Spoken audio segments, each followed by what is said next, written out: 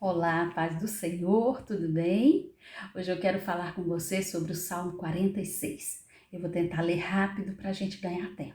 Diz assim: Deus é o nosso refúgio e fortaleza, socorro bem presente na angústia. Portanto, não temeremos, ainda que a terra se mude, ainda que os montes se transportem para o meio dos mares. Ainda que as águas rujam e se perturbem, ainda que os montes se abalem pela sua braveza. Há um rio cujas correntes alegram a cidade de Deus, o santuário das moradas do Altíssimo.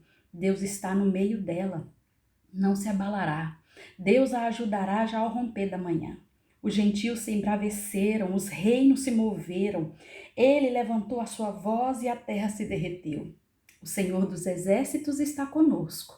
O Deus de Jacó é o nosso refúgio. Vinde, contemplai as obras do Senhor, que desolações tem feito na terra.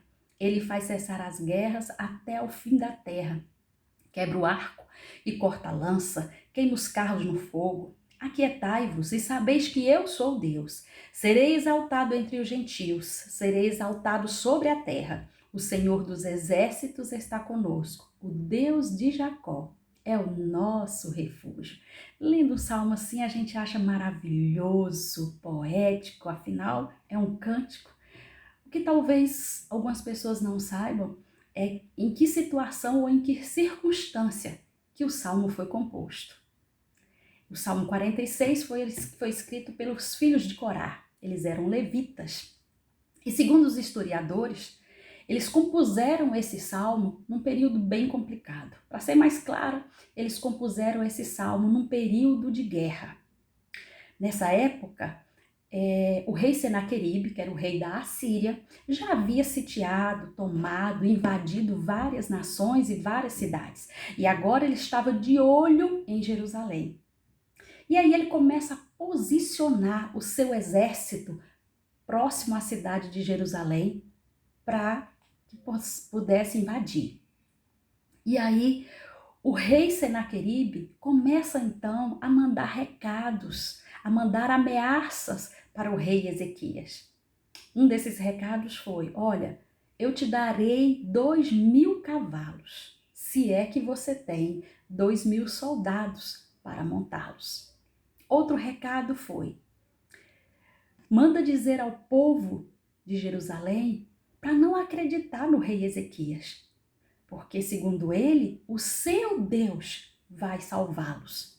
Mas nós já invadimos várias outras cidades, várias outras nações que também possuíam deuses. E, no entanto, eles não puderam ser salvos. Com isso, com tudo isso acontecendo, a Bíblia diz então que o rei Ezequias foi orar ao Senhor. Talvez você esteja pensando, mas onde é que está isso no Salmo 46? Realmente, não está no Salmo 46. Você vai encontrar essa história lá no livro de Isaías 36, 2 Reis 18 e 19 e 2 Crônicas 32. São textos similares que vão contar a história do povo de Judá. E aí você vai entender então os Salmos 46. E foi nesse período, com toda essa tribulação, no meio de toda essa turbulência, que os filhos de Corá começaram a compor esse salmo. Em meio a ameaças, em meio a acontecer uma guerra, enquanto os soldados lá fora faziam barulho e gritavam dizendo que ia entrar, os salmistas estavam escrevendo: o Senhor é o nosso refúgio, o Senhor é a nossa fortaleza, o Senhor é o nosso socorro bem presente na angústia. E aí, como eu falei, o rei Ezequias, vendo toda essa situação, percebendo essa situação, ele vai para o joelho orar. Vale lembrar que o rei Ezequias foi um dos reis que andava segundo a vontade de Deus. E isso faz toda a diferença. Ele foi orar e mandou chamar o profeta Isaías, porque naquela época eles oravam e esperavam a palavra que vinha da parte de Deus pelos lábios do profeta.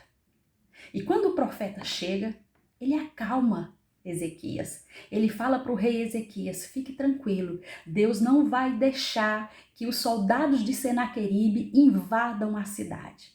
É como se ele estivesse falando para o rei Ezequias naquele momento: fique tranquilo, nós não temos tantos soldados quanto eles, mas aquele que está conosco é maior do que os que estão lá fora. Fique calmo. Talvez a gente não tenha tantas armas, tantos cavalheiros, mas o que está conosco é o rei dos exércitos. Ele nunca perdeu e nem perde uma batalha. A Bíblia diz então que naquela mesma noite, depois que o rei teve a visita do profeta, naquela mesma noite, Deus dá uma ordem a um anjo, apenas um anjo e apenas uma ordem.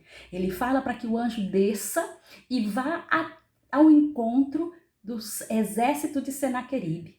E ele ordena para que o anjo faça um movimento só e destrua todo aquele exército que quer invadir a cidade do seu povo. Sabe o que isso quer dizer?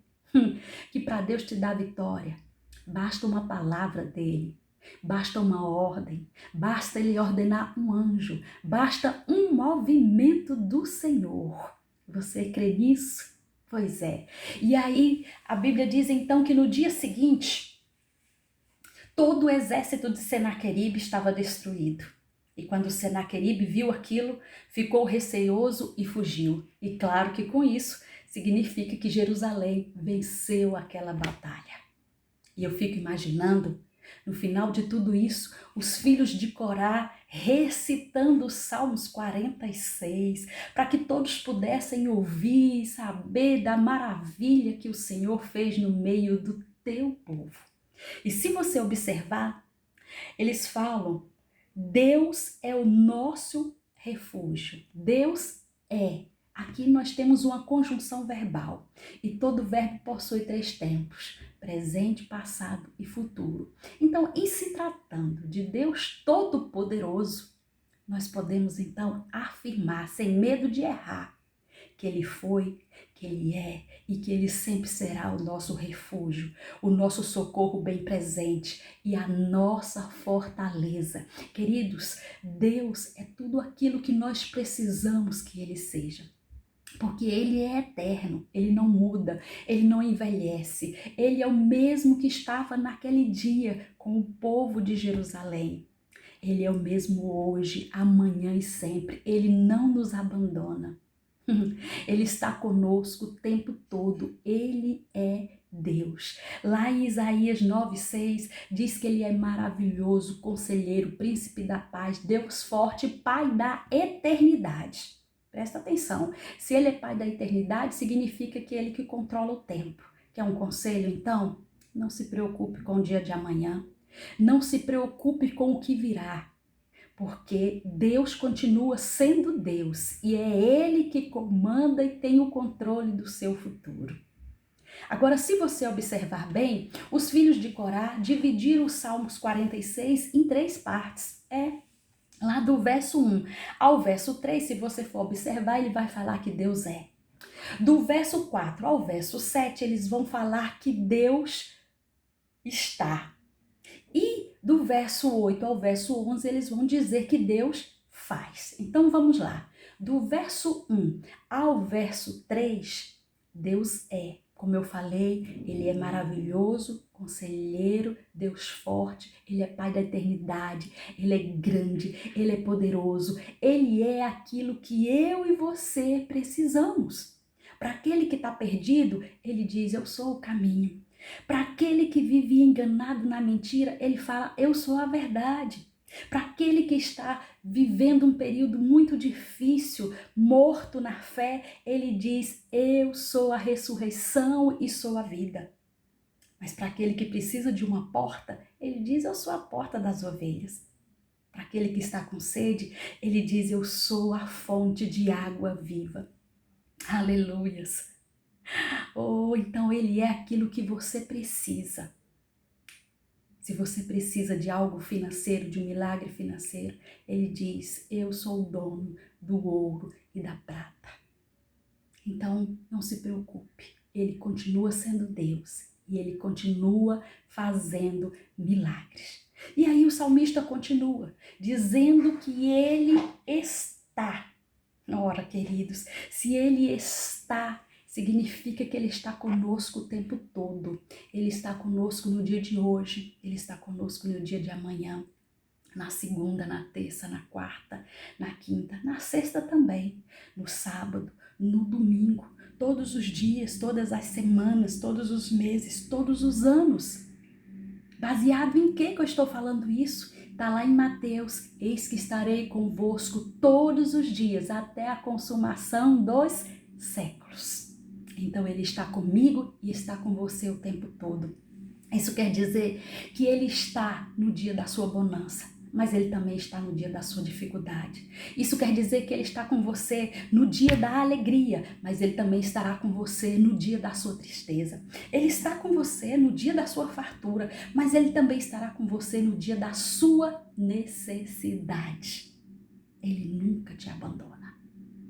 Em seguida, os salmistas então falam que Deus faz. E o que é que Ele faz? Está aí no Salmos 46, diz que Ele faz cessar as guerras, coisa que nem a ONU consegue, porque quando os países querem entrar em guerra, a ONU tenta, intervir, tenta fazer mudar de opinião e não consegue. Mas Deus, quando Ele quer, Ele faz cessar a guerra. O que mais que Deus faz? Tá aí. Ele faz quebrar o arco, Ele corta as lanças. E, Manilson, o que mais que Deus faz? Ele cura, Ele restaura, Ele abre porta onde não há possibilidade de porta. Ele abre o mar para o seu povo passar.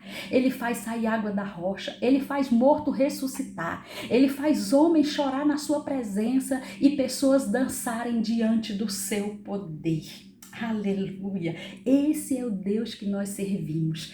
E quer saber de mais uma coisa? Se você reparar, os Salmos começa dizendo que Deus é, mas também termina dizendo que o Deus de Jacó é. Ele começa e termina dizendo que Deus é. Sabe o que isso quer dizer? Deus é no começo e Deus é no fim. Deus está com você até o final dos tempos. Então, quer um conselho? Aquietai-vos e sabeis que Ele é Deus. Fique na paz do Senhor e que o Senhor te abençoe com toda sorte de bênção. Em nome de Jesus.